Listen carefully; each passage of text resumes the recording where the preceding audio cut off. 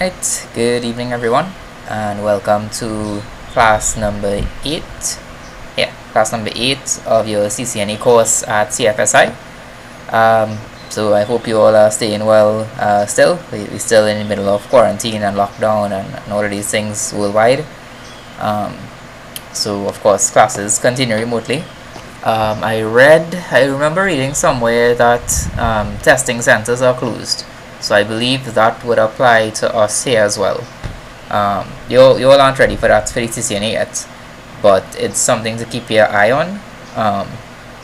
So the testing center, all the testing centers in Trinidad for this CCNA course are Pearson View based testing centers. So if you just Google Pearson View, you'll see the status of them, and whenever you see those open, the local testing site should be open shortly after. So it's just something to keep an eye on in case you actually want to go and take the official CCNA course and get certified from Cisco themselves. Right, so we are still in section 1 because section 1 is the longest section. Don't worry, all the other sections they're much shorter. As you'll see, some of them are fairly, I see like these very short. So the reason we taking so long in section 1 is because they just put in so much information in here, because they want to build their foundation and make sure that you know what you're doing going into the other more advanced sections. So I have some good news for this class.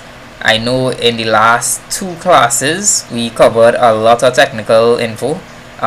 So ever since we started off with IPv4 addressing and subnetting, and we went through from that into IPv6, and we put even more numbers in your head with moving from binary and binary conversions and binary additions into hex and all these combinations of numbers and characters and all of those things. I know it is very overwhelming, but take your time. The videos there, go and replay them as many times as you need. You have the CBT Nuggets videos as well, you have the textbooks, you have a variety of other resources online. Even if they are not strictly CCNA related, the topics are globally correct. So if you learn subnetting for the old version of the CCNA, it is the same as the subnetting for the new version of the CCNA.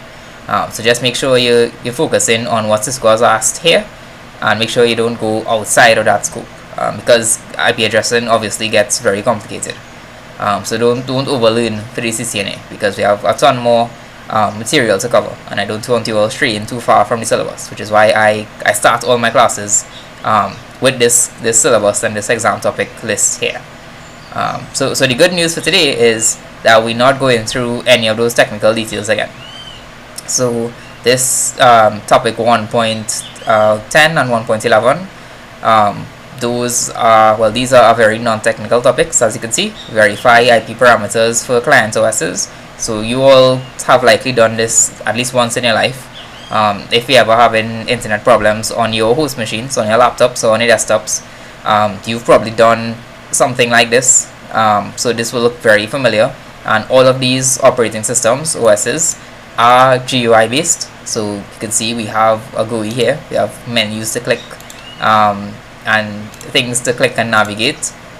So it's nothing, command line based and very technical and stuff. And I know you all will need a break after those 2 very heavy classes.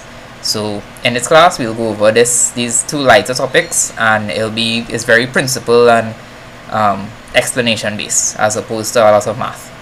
Yeah. So just to reiterate, before we start that new material, in the last 2 classes we finished off subnetting, and in the last class we started with the descriptions of private IPv4 addresses. So we went over what is a private IPv4 address versus a public IPv4 address. So private addresses are used inside of organizations or inside of even our home networks. And the common ones are 192.168 something something, 10.anything, and 172.16.0.0/12. So make sure you know those 3 main blocks for private addresses, because you'll see those used a lot inside the networks, and you need to know why we use those, because anybody could use it. You don't need to pay for those, you don't need to license them anywhere. It's not illegal to use those anywhere you want. In your own labs, you could use those as much as you want. On the public side now, on the internet, we cannot use private addresses because everybody uses them. We need a unique way to identify ourselves, which is where public addresses come in. So with public addresses, we can get out to the internet, but it also means we need to pay fees, and we need to, well, get the IP addresses right now is the most difficult part. Somehow you need to get public address space, and there is no more IPv4 space, which is how we reach into IPv6. So with IPv6 addresses, they expanded the address space by a factor of however many, and we reached billions and billions of IPv6 addresses as opposed to the 4.3 billion that we had in IPv4. So now you have an idea about how to configure and verify IPv6 addressing and prefixes. I believe that lab is coming up. The lab for today is subnetting, but the lab for that will be, oops, don't double click, no, cancel, go back, right, lab, yeah, here, right here. So in lab 7 you'll be configuring some, yeah, okay, good. So the lab for today is lab 7, let me make sure, yeah, lab 7. So the last lab would have been subnetting, and the lab for today is IPv6 configuration. So after this class you'll be configuring those IPv6 addresses and the prefixes, and you know now what an IPv6 address looks like and what it is, and what the prefixes look like, and what the prefixes represent from the last class. Yeah. And now if somebody asks you what is a global unicast address, what is the difference between a global unicast address and a unique local address, you have an idea about it. The same thing with anycast versus multicast, and if they ask you to just describe the basics of the EOI64 process, you can go through that and explain how you get the prefix, and then how you use the algorithm to split your MAC address and flip the bits and get this EOI64 part at the end. And of course, make sure you memorize the starting few bits of those addresses. So like global unicast was 2000:/3. So basically any address that starts with 2 is a global unicast address, and you will notice that, you know, that is very useful. So IPv6 address. So I am on an ISP that uses IPv6. So if I go here, I should see that I have an IPv6 address. Right, look at it. See, 2. My IPv6 address starts with 2, so I know it is a global unicast address. I'm sure if I go, terminal. Nice, no, one second. Here, yeah. Terminal, come in. Alright, so if config, I'll show you this command in this class, but if I go here and go onto my WLO0, which is my WLAN or Wi-Fi adapter, I'll see this 2803, which was that IPv6 address there, which is the global unicast address, but I'll also see this FE80, and if someone shows you an FE80 address, you could instantly say it is a what type of IPv6 address? Link local, right?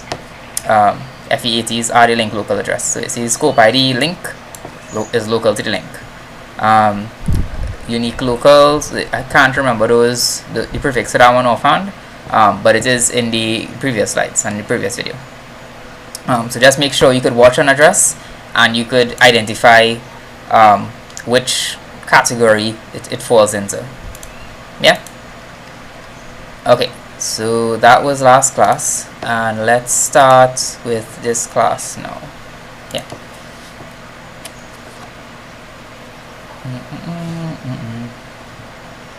Alright, maximize that. Good.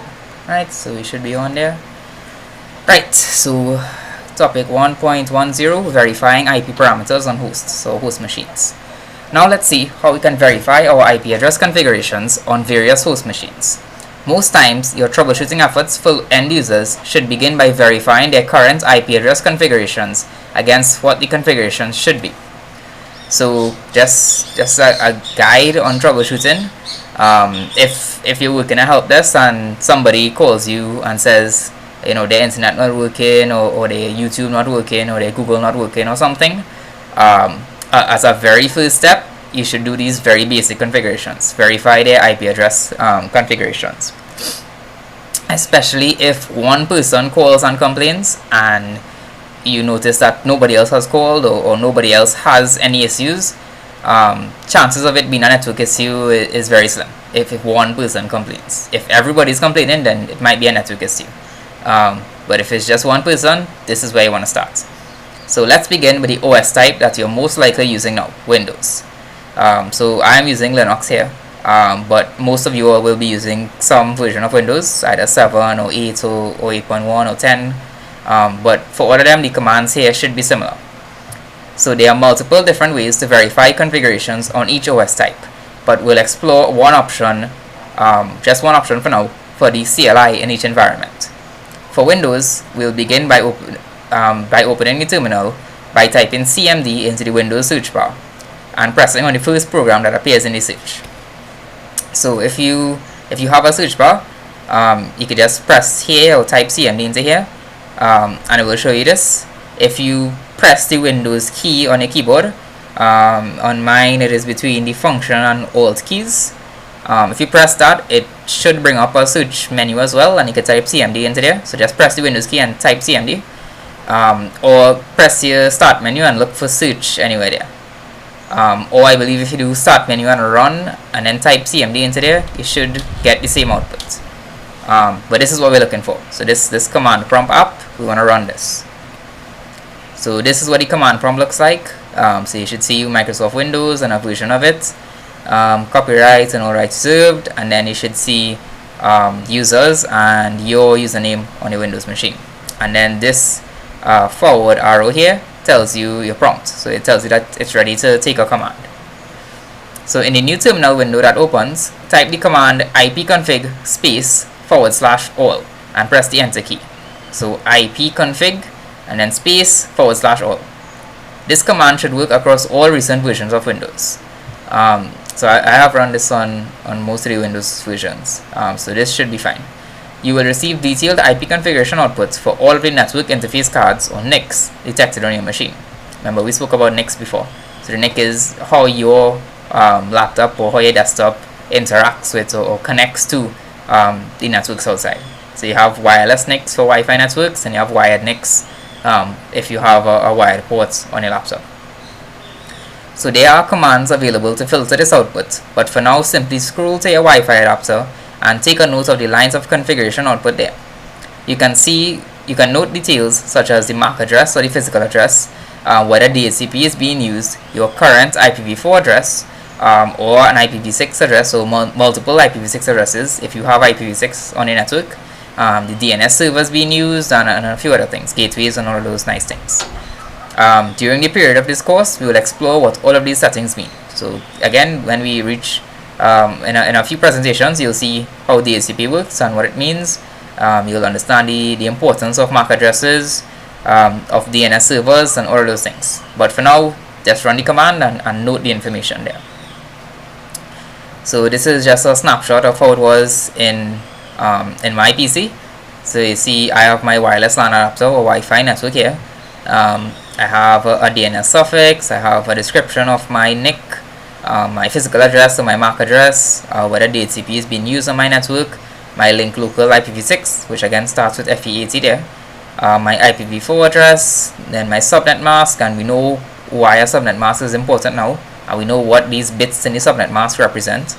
We could calculate all sorts of fancy things now using this IPv4 address and the subnet mask. You see this lease obtained and expires. We'll go through that in DHCP. The default gateway is here. So a default gateway is just the way that you get out of a network. I believe I explained this in a few videos ago. I think when I explained IP addressing, yeah. With the whole room and the door to get out of the room, yeah. Let me know if I didn't, but I think I did. So default gateway. This is my way to get out of this network and get onto the internet or get onto any other network, my DHCP server, which would have been, in this case, is a separate server. In a lot of networks, your default gateway and your DHCP server will be the same device, so it will have the same address, and then some DHCP parameters on my DNS server, and then a few other services here. Yeah, so you can see this one command gives us a bunch of useful information, and as network engineers, we could use this information to diagnose something. So you can see immediately some things that might be wrong, right? If this DHCP enabled is no here, and the person doesn't have any static IPs configured, then they have no way to connect to the network because they won't have a valid IPv4 address. So if you want to look it up, there's this thing called a PIPA. It's automatic private IP address configuration or auto configuration. Is basically a way to assign or self-assign an IP address, but it doesn't let you get onto the other network. So if I didn't have a valid IP address here, I would see something like 169 dot something show up here, which is an invalid IP address basically. You can see if my default gateway is not inside my network, then I have no way to reach that default gateway, so I won't be able to reach outside of my network. If I have no DNS servers configured, then I won't be able to resolve URLs, so I won't be able to go to like google.com, for example. And you'll see there are a bunch of different issues that could crop up here. So this command lets us troubleshoot a lot of that. Now let's move on to Linux. There are a variety of Linux distributions, all running several different, slightly different software. So in the Linux world, you don't just have like Windows 8 and Windows 10. You have Linux, and then you have a bunch of different distributions, so like packages of Linux. So you would have heard things like Ubuntu, what else? You have Arch Linux, you have CentOS, you have a bunch of different distributions, and I'm using my own one called Elementary OS. Kali Linux is another distribution, which you'll likely come across in the security world, and there are a bunch of different ones that people run for different uses. So in this class, we're going to use Ubuntu 16, because if you go in the Windows Store on your Windows 10 machine, you could actually install Ubuntu as like a small, what do you call it, like a small container inside your Windows machine. So your Windows stuff will operate as normal, and you'll just have like a program that you could open and run this whole Ubuntu operating system inside of your Windows machine. Yeah, which is what I did for this example. So I will first search for my terminal program and open a terminal window, just like in Windows. Just like we did CMD in Windows, you have terminals in Linux. So search for terminal there, terminal will show up. I also have some more terminal programs, but this is fine. And then in that terminal, I will enter the ifconfig command. So again, these are just examples of commands. Windows won't take ifconfig, just like Linux won't take ipconfig. But there are other tools and other commands out there that will give you very, very close information or very similar information. I'm just giving you an example of some of the most popular ones. So most of the network engineers you come across will know ipconfig, and they will know ifconfig. But you will also see them use many more commands. So this ifconfig commands provides much of the same information as the IP address command, ipconfig command, sorry. Yeah, ipconfig. I'll change that. Let me just change it one time. And close that. Right, so just updated it there. So ifconfig in Linux and ipconfig in Windows. Go back there. So an alternative command in newer versions of Ubuntu is IP address show. So you'll see in a lot of the newer versions of Linux, they are updating the commands. So you'll see some network engineers will use these newer commands, and it will always be updated. So the best way is to just try and keep up to date, or just Google around. So for instance, if you're on Ubuntu 20 or Ubuntu 19 and ifconfig doesn't give you what you want, just Google it, and you'll likely come across forums that will show you the newer commands, because they are always changing. I can't tell you what it will be in a year or 2 years, but this is the newer version for now. So you'll see, even though this Ubuntu took the newer command, it also still accepts the old one. So in this case, I run my ifconfig, and I could see I have two wired adapters here. One is my loopback address, or my loopback adapter. So think of a loopback adapter as just a virtual interface inside of your machine. So it just exists inside, and the reason for your loopback adapter is that it provides stability, right? If you remove a cable from an interface, the interface goes down. So if you have anything bound to that interface, then that will fail as well once the interface goes down. With the loopback interface, it will always stay up. So anything you have bound to it is going to keep running, and going to keep running that process. So you'll see when we start discussing OSPF and all of those protocols, we usually use the loopback adapter there to make sure that they are always running. Now, for the actual physical interface, you can see I have my hardware address, my internet address, my internet 6 address, and then I have a bunch of other important information. So you can see, just like the ipconfig command in Windows, this ifconfig command in Linux gives us some very useful information to troubleshoot. It doesn't give us the exact same info, but of course the OSes are different, so they will give us different bits of info, and we just need to know how to troubleshoot it. So you see here I ran the IP address show command as well. It doesn't change the interfaces or anything. We still have a loopback, and we still have a physical Ethernet thing, physical Ethernet interface, sorry. But it just shows the information in a different format. Yeah. So note that certain pieces of information are missing from the Linux versions of the command. So the DNS servers, the default gateways, DHCP, and whether it's being used, all of those things, we don't have that. That's what the old trigger in the ipconfig command was used for, to give us all that nice information. That is not available in Linux.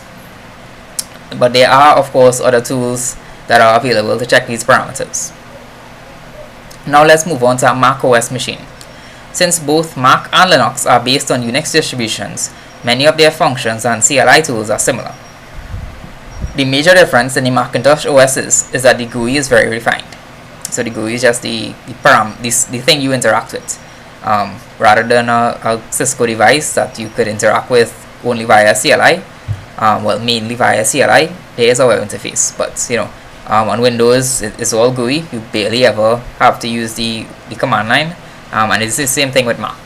It is very GUI driven. So since the CLI is so similar between Macs and Linux, we can use the same ifconfig command to view our IP address settings. You see, this is what a Mac looks like with these nice colorful buttons here, and you can see this person ran ifconfig here. So ifconfig, and then they got very similar output to what I got just now. All the interfaces listed, the iNet address for IPv4, the iNet 6 address for IPv6. Yeah, and we still missing the more in-depth information with DHCP and DNS and all of those things.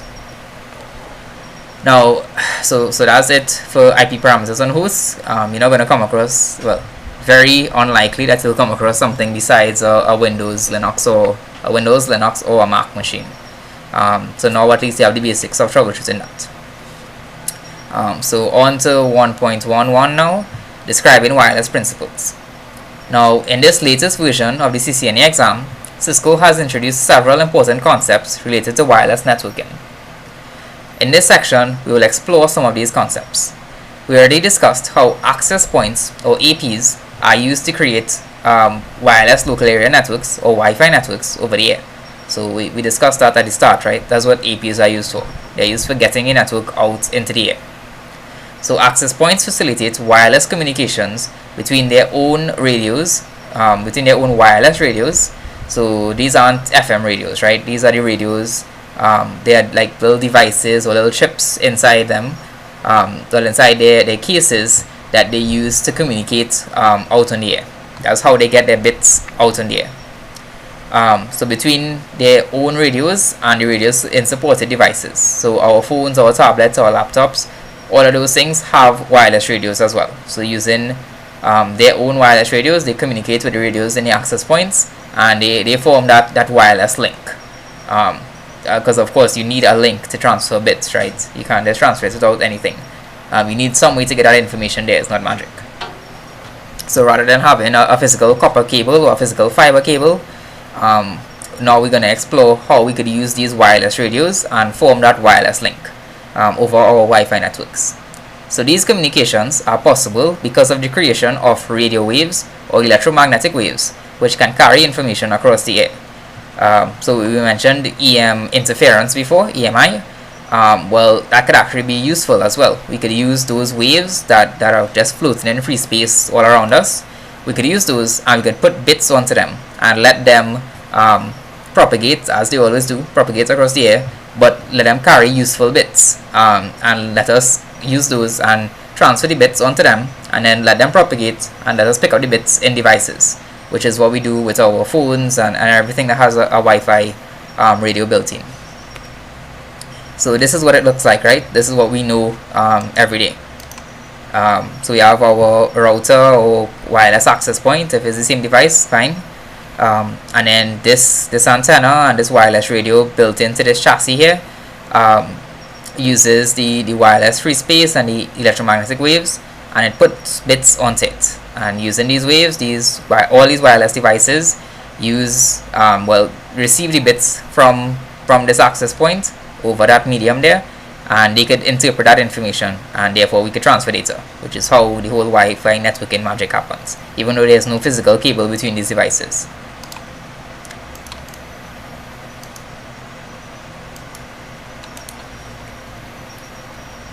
So multiple electromagnetic signals are present in our modern day airwaves. These multiple signals can coexist because of their separation of frequencies. So of course, in one room you have your free space there, but you can't. It's not just that you have one signal and that's it, right?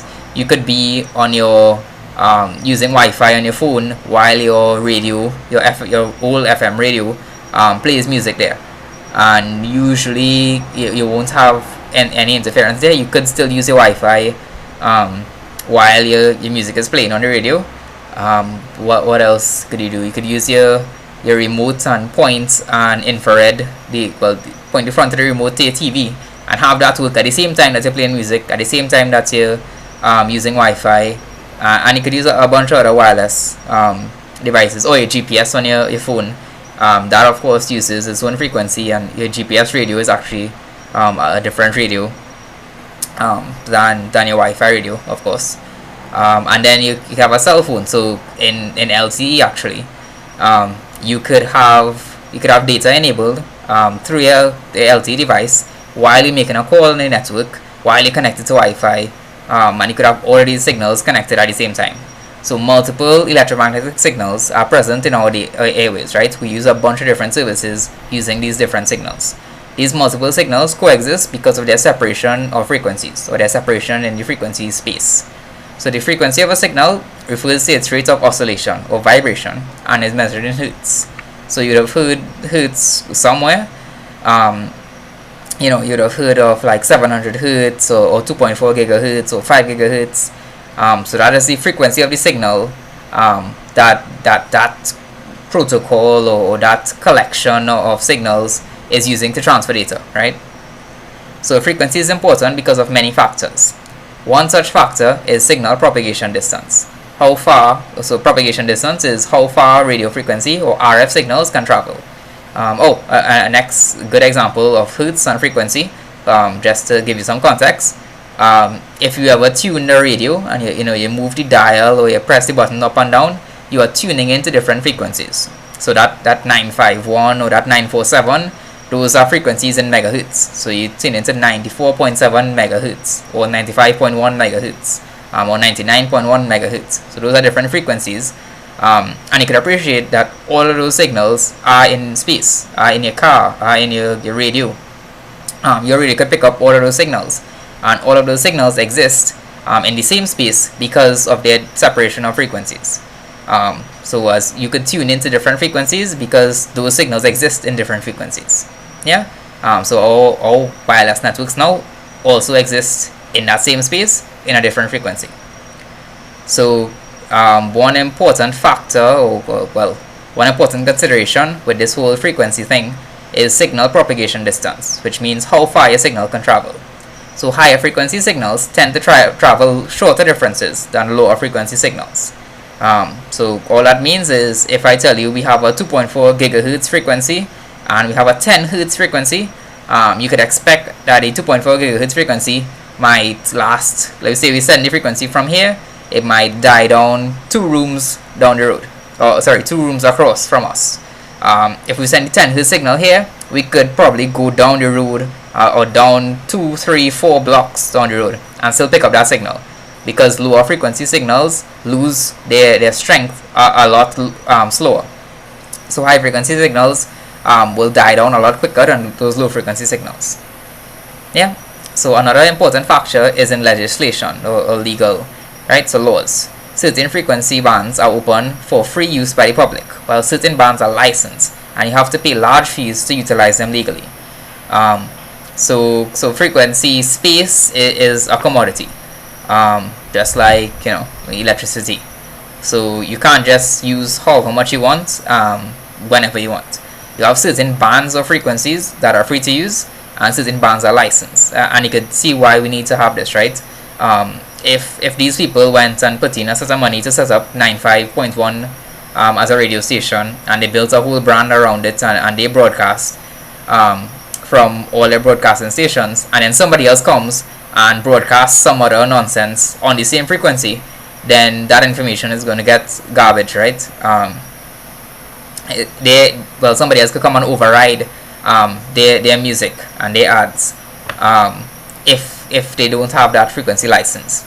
So those FM frequencies are licensed, and you need to go through a rigorous process to acquire a license for that. And if TAT, so TAT is the regulatory body for frequency space in Trinidad, if they detect that you are using a frequency that you didn't buy a license for, they could shut you down and bring it to court and fine you and all of those things. But there are frequency bands that are open for free use, which is how we use Wi-Fi networks right now. We can set up an access point and broadcast data, broadcast our own Wi-Fi networks without consulting TAT, because those frequencies are free to use. Yeah. So these are just some examples of wireless communication frequencies. This is 0 Hz, which is no frequency, you can't transmit anything at 0, and this is 100 gigahertz, which is just a crazy high frequency. So we know in this low frequency bands, we know about FM and AM radio, we know about TV broadcasts. So for anybody who ever used a bunny ears antenna or a big antenna on their roof, not a direct TV one, the big bunny ears one, basically. TV stations are still being broadcast over the air. So OTA channels are over the air channels. Those fall into here. So TV6 and channel 9 and 12, those fall into here. Cell phones, WLAN or Wi-Fi, all of our frequencies are in here between 0 and 3 gigahertz. On the bigger or the higher frequencies, you have things like satellite TV, auto radar, research on different things, satellite broadcasts. There is a Wi-Fi band on 60 gigahertz that you don't really see much of, and then you have astronomy and all of these things. So different frequencies are used for different things. That's the summary of this diagram here. Now on Wi-Fi networks, data bits are modulated onto carrier signals at different frequencies. So the whole concept of modulation is, remember we have ones and zeros here, which represent our data, right? So this will represent, if you send hello in WhatsApp, your hello message will ultimately be broken down into ones and zeros like this. Then you'll have this thing called a modulator, which will put those ones and zeros onto a carrier signal. So this carrier signal will be generated by an oscillator and all of these madness, but it will basically look like this on the air, is what I'm trying to get to here. So this is how it looks in your computer, this is how it looks on the air. It's a sinusoidal graph with these kind of square bits modulated onto it or put onto it. Yeah. So we just use this as like an intermediary, and we use it to carry our digital signal, because this is what we care about, but we can't just transmit this onto the air. We use this technique of modulation to put it onto this sinusoidal wave so that it can be carried across on these RF waves. So different modulation techniques exist, and all of those techniques result in different data rates or bits per second. So we all know higher data rates are better. So you might purchase a 25 megabit per second or a 40 megabit per second package from your provider. So it's the same concept here. You have different data rates, so different bits per second on this RF wave and on these different modulation techniques. So newer Wi-Fi generations enhance data rates by utilizing more advanced modulation techniques and also utilizing newer frequency bands. So people come up with a bunch of different innovative ways, right? The big drive is more and more and more. So we started off with Wi-Fi networks at 11 megs per second, and we up to several gigs now at the very high end. So what we do is we come up with more advanced modulation schemes, and we also bring in new frequency bands into it. And we also have a bunch of innovation stuffed in there. So if you want to read up on the latest gen Wi-Fi standard, I think it's X might be the latest one as of right now. AC is like the new common one, N was the old one. I think X is the latest one. I'm not sure. But yeah, you'll see them talk about the deepest of modulation. So you see this 8 PSK modulator. You might see like 256 or 512 in here, which tells you they're just stuffing more and more bits into these symbols, and then they use subcarriers and OFDM and all kind of madness. But basically the whole point of all of that is to drive this data rate, so a bit per second up, just to get higher speeds on our Wi-Fi networks. So this is what I was just talking about. We have different Wi-Fi standards, and the main thing they're trying to push up is this. So max data rate, we started off at 54 and 11 megs depending on the frequency you used, and then we went up to 54, 600, 1 gig, and we could reach multi-gig these days. So just to compare, you can see we use mainly two bands of frequencies for Wi-Fi networks. So right now most of your Wi-Fi networks is going to be here.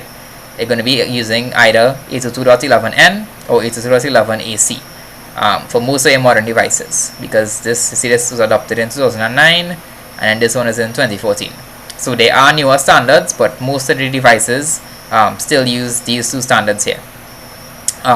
So this 2.4 and this 5 GHz range, these frequencies are free to use. So you don't need to go to SAT, you could just set up an access point and use these at your discretion. You can see AC is the latest standard, so it pushes more capacity. This 600 megs and even this 1 gig, I mean these speeds are like max theoretical, absolute perfect situations. You'll never be able to push a gig using 11 AC. Realistic speeds will be like 1/10 of this. Yeah, same thing here. I mean most 802.11n devices could push 50, 60 megs, and then maybe certain like high-end ones could push 100 to 200 megs. I've never seen anything past that. And you see, let me see if you can see this here. Difficult to see. Okay, you could kind of compare it here. Well, I guess you could kind of compare it here. So you see a range here, so 225 feet. So this is how far you could be from your access point and still get Wi-Fi, basically. So you see this is 2.4 or 5 gigahertz. So this one would have been for 2.4. And this 90 is because this is 5 gigahertz only. So you see with this 5 gigahertz, we sent up our speeds, we get in higher speeds, but we also lower our distances. Because as I mentioned, with the higher frequencies, you can travel smaller distances before your signal just depreciates or attenuates way too much. Yeah. So remember that multiple RF signals can coexist in our airspaces because they utilize different frequency bands. However, by design, most of our Wi-Fi devices utilize the same frequency bands. So of course, we only have a very limited frequency band that is free to use. So that 2.4 and that 5 gigahertz, that's all we could use. So you use that on your Wi-Fi network, your neighbor use that same thing, your downstairs neighbor and your upstairs neighbor if you're living in an apartment, and then neighbors on both sides, back of the house, front of the house, same thing, everybody using that same band. So you can see the problems there, right? We're using the same frequencies, which is not allowed. You can't share frequency space with the same frequency. You have to have different frequencies, which we're not licensed to do. So even though we are beginning to see newer devices utilize the 5 GHz bands, most devices still utilize the 2.4 GHz bands. So this remains true for us, right? A lot of our old laptops and our old phones, they only have 2.4 GHz capable wireless radios. The 5 GHz wireless radios, they are more expensive to make, so they're really only on the higher end devices right now. So it will take a few years again for the cycle to go through, and for the newer devices, for the normal device to begin adopting 5 gigahertz. So in this range, in this 2.4 gigahertz range, we could only utilize 3 20 megahertz frequency bands before overlapping and interference becomes an issue. In most access points, you will see these bands listed as channel 1, channel 6, and channel 11. If we attempt to bond channels to create a 40 megahertz band, we make the problem even worse. So why would we bond channels and reduce our channel count even further? Because of speed, right? The more frequency we have, the more bits per second we could push. So theoretically, if we were using one channel here and we were getting, let's say, 54 megs over the air, if we bonded 2 channels and made 40 megahertz bands, we could get 54 by 2, 108. Yeah, we could get that much bits over the air. But then we create more interference. So you see our trade-offs here, right? So you see that this is a nice diagram of non-overlapping channels for 2.4 gigahertz wirelans. So you see here 1, 6, 11, and somewhere here is where the license cuts off for most US countries. So that includes us. We could only use 1, 6, and 11. Japan, I believe, is allowed to use this channel 14. So this special extra channel here, they are allowed to use that. But most devices you'll see not really configured for this because we use US devices. So you'll see, yeah, in the later versions of G and of N, they use this special thing called OFDM, and they use the same channels here, 2412 megahertz and then 2437. So these are the actual frequencies. It's like 95.1. You have 2437. Yeah. And then of course when you start bonding now, you start taking 2 of these and join them together. You get the 40 megahertz channel, but you can't fit the next one here. You have 1. You have 1, 2, 3. We're down to 1. So we could only fit 1 of these before we get overlapping and before we get problems. So due to the widespread adoption of Wi-Fi, the bodies responsible for frequency allocation have begun to open up additional frequencies for the use of Wi-Fi. So I mean, it makes sense, right? Everybody using Wi-Fi now. So we need to open up additional frequencies and allow more frequencies for people to use. So the 5.0 and 5.8 gigahertz band is one such band that has been opened up for newer Wi-Fi standards. However, these bands are not entirely dedicated to Wi-Fi, and many of them are still known as dynamic frequency switching or DFS channels, which means that devices operating at these frequencies must switch to other channels if the weather stations or military equipment begins utilizing these bands. So basically, a long time ago, we broke up the whole frequency range, and we said different frequency bands are allowed to be utilized by different things. Now, because of the growth of the internet and because so many people use Wi-Fi, the global bodies have said, okay, we have certain frequency bands that we might be able to give over to let the people use Wi-Fi better. The problem there is that the people who were there before may still need those frequencies to be used. So in this case, these 5.0 and 5.8 gigahertz bands, they were used by weather stations and military equipment. So if those things ever start transmitting, all devices utilizing these frequencies must know to switch channels and switch off to some other frequency that's not in use. So they must give way to these things which are considered more important. So every single device that utilizes these bands must be configured to switch like that. So it's like this, right? These are the 5 gigahertz bands in North America. So you can see, rather than the 1, 2, 3 we had before, we have way more here, right? Like there's a bunch of different bands that we could use. So you can see we could share this up much better. We could have different people using different bands. And we could even start bonding now. If we bond from 20 to 40 to 80 to 160 even, we still get multiple of these bonded frequency bands. But of course they overlap with the weather radar here and with other equipment here, which is why all of these are DFS. So if anything starts transmitting here, your access point will know it needs to switch over to another band. Yeah. The main takeaway from this discussion is that you must plan your wireless or RF network well, so that different access points or APs are utilizing these different channels or different bands and do not create overlap or interference. You should only reuse these frequencies for access points which are far apart. Right. So basically, what I'm saying here is that you should pick one of these channels, set up your AP to only use this one channel. Well, you can't do that with the DFS, right? You need to you can prefer a channel, but then your AP will move across to something else as soon as it detects interference. But this is largely for 2.4 gigahertz, where you only have the 3 bands anyway. Pick one, and then in all of the space that AP is visible from, so wherever you can pick up that Wi-Fi network, don't use anything else on that same band. So make sure only your AP is using that band as much as possible. If you need to put an X-access point close to there, put something from another band. And again, if you need to put a third AP, put it from the other band. And then reuse the first channel only when you get far away from that AP. Yeah? So that's what good wireless design does. You only reuse your frequencies for access points which are far apart. And you'll see this frequency planning technique is used in a lot of networks. In Digicel's and TSCT's LTE networks, they use the same thing. They have licensed frequencies and they have cells, and those cells utilize frequency bands. They need to make sure that 2 cells never fight for the same frequency band, because you'll have interference. Okay, so now moving on to 2 other wireless concepts. So 2 other important concepts to understand with wireless networks are the SSIDs and the encryption methods employed.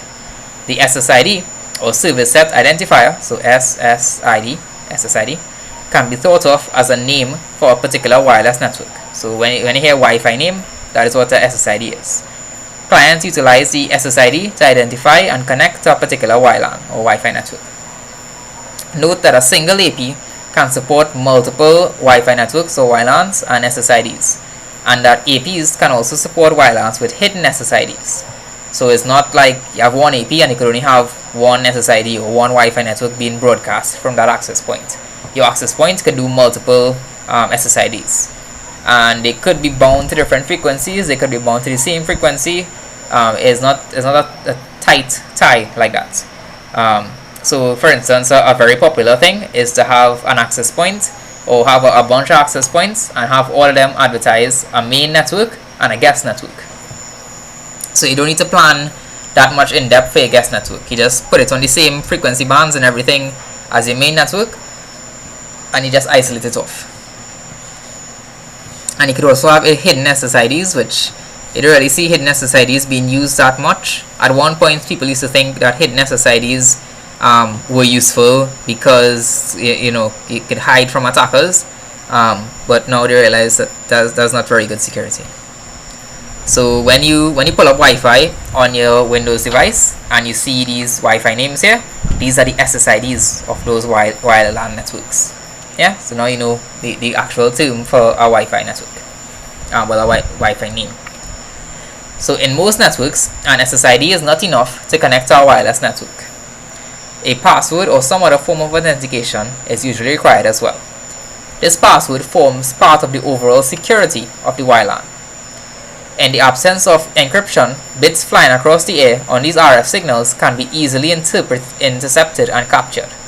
Think about what would happen if you're using your credit card to purchase an item on Amazon on your Wi-Fi network, and your Wi-Fi network wasn't secured. Because of this possibility, modern Wi-Fi networks are built with encryption. So all we're saying here is, you see these Wi-Fi networks with the little yellow there? The yellow means that it's open, and it's at risk, right? There is no encryption over the air there between your device and the access point there. Anybody can sniff your packets, which is why they have this little yellow warning signal here. And I believe if you press it, Windows will warn you as well. Don't do anything risky over this network. So don't use your credit card. Don't put in any very important information. Just be very careful on those open networks. Even though open networks are nice and they're useful because you could connect to them and get free internet access, they are also very risky because you have no encryption across them. So there are 3 main security protocols available on Wi-Fi networks, on modern Wi-Fi networks. You have WEP, which is Wired Equivalent Privacy, WPA, which is Wi-Fi Protected Access, and WPA2, which is Wi-Fi Protected Access 2. Again, with IT people, with no sense of creativity and originality. We just 2, and the next version is going to be 3. So WEP was introduced to the world in 1999 with the original 802.11 standard. So in 1999. WEP used keys of either 40 or 104 bits, which was later increased to 256 bits. It used the RC4 cipher for privacy and a CRC32 checksum for data integrity. Due to numerous exploits available and modern-day computing power, WEP has become largely deprecated. So deprecated means, you'll see it used a lot in IT terms and software engineering and everything. It means don't use it anymore. Can't think of any good non-IT examples. Yeah, just think of things that were once useful but have become outdated. So basically, yeah, deprecated is outdated. So it still works and it still exists. It's just we don't encourage you to use it. So in this case, this security protocol still exists. You will still see WEP in access points, but we don't encourage you to use it because it is not safe anymore. Anybody could exploit it and break that encryption. Now, WPA became available in 2003 in response to the security weaknesses of WEP. WPA was introduced with the 256-bit key by default, which is better than the 128-bit keys of WEP. WPA also introduced the Temporal Key Integrity Protocol, or TKIP, which changes keys with every packet, and was thus much more secure than the fixed key system used by WEP. However, TKIP was still open to a number of attacks, such as the chop attack. I'm not making this up, I swear, this is an actual thing, and all of these words are actual things. Don't laugh at me, these are actual things. So WPA PSK was the most utilized version of the security protocol. A pre-shared key, PSK, is basically a password that was used to access the WLAN. So it still is, right? We still use passwords to access Wi-Fi networks. That is the standard, which is why this was the most utilized version of the protocol, and it still is. Just we don't use versions. We use the PSK part of this still. WPA2 was introduced in 2004. So you can see how fast they fixed that, right? 2003 for WPA and 2004 for WPA2. So WPA2 brought mandatory AES, which is Advanced Encryption Standard, and this AES replaced the weaker RC4 standard. Remember we said RC4 here, it used RC4 WEP. WPA2 uses AES. So in addition to introducing AES, WPA2 also introduced CCNP, which is counter cipher moded blockchaining, just so that you understand what CCNP means. So CCNP is a more secure replacement for TKIP. So we replace the TKIP here in WPA as well.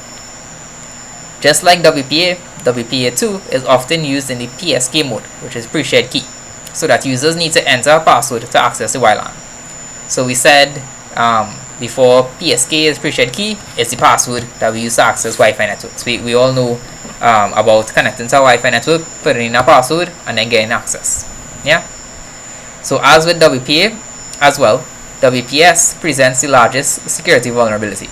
So this WPS thing, it is present in WPA and WPA2, and it is the largest security vulnerability. So WPS, stands for Wi-Fi Protected Setup, and it was invented to allow non-technical users to access the WLAN more easily, utilizing a push button or a pin. So on a lot of access points, you'll see this thing called WPS button or push to connect. It was introduced to allow you to connect to a Wi-Fi network easier. The problem is it introduces a lot of security vulnerabilities, which is why the modern day security recommendation is to just disable WPS access. So of course, as a large takeaway, you should always aim to utilize the latest security protocols available to you.